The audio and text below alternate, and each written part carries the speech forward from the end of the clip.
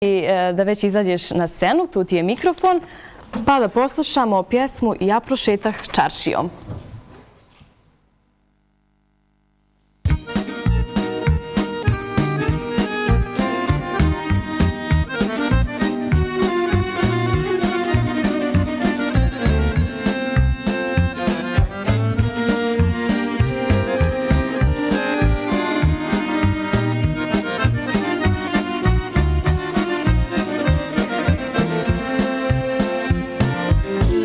Prošetah čaršijom za lijepim komšijom,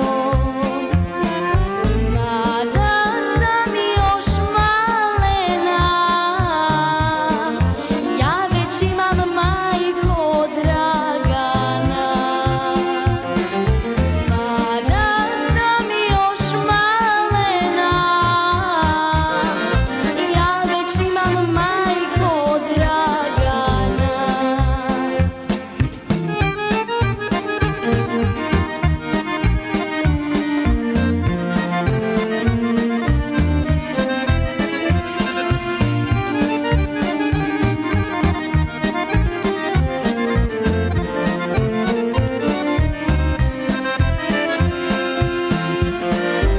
Sinoć mi je svečera